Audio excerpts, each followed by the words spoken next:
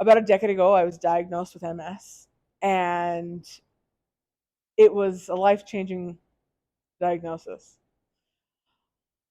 About 4 years ago, I was diagnosed with a secondary disease from the medication I was on to help the MS. When I was leaving the office, the doctor gives you about 3 months to live at a maximum.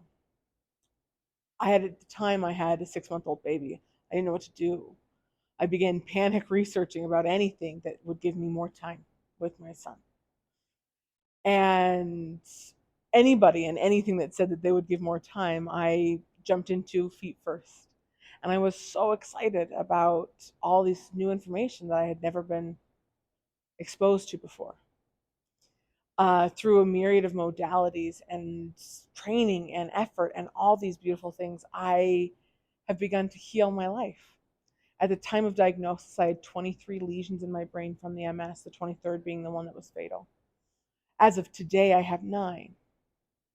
And walking back a disease that should be not changeable has been transformational in my life.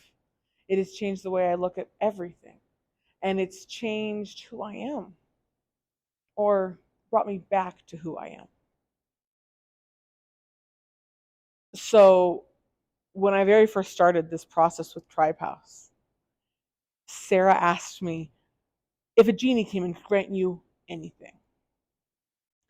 The very first time Sarah ever asked me that was about 3 days after my diagnosis with BML, the secondary disease. And if I could have wished for anything, it would have been to be free of MS. Goals that I've set in my life in the past have always been reachable. You know, get this job, have this thing, lose this weight, go to the gym this many times, get married. These are things that I can reasonably make a goal to go do these things, to be more active, to make more friends. I could reasonably do that. That's in my control. The concept of eradicating MS is something that I was told was impossible. To have literally changed that whole realm of what scientifically has been proven. They have monitored MS patients for forever. They know exactly the progression it's going to take. To be the opposite, I'm literally rewriting my genetic code to stop MS. And not just stop it. It's one thing to say, I've halted progression. I am rewriting it. I have eliminated lesions. And the scariest part is while this is all so magical, it's literally a miracle. The steps were so simple. But the first step was just, is anybody out there saying that they could offer more time that's not going to scam me? It's not going to be a loser or totally psycho? Yes, there were. There were people that I was like, oh, I actually already believe this. People like Tribe House who were like, if you want to have a different life, you can have it. If you want to manifest something and bring in and change your life, you can have it. The limits are only the construct of your own mind. And it won't be all at once. It won't be like tomorrow I'm a different person. It was just the belief that, oh, maybe I could. Maybe I could eliminate MS. What if I could? What if I could?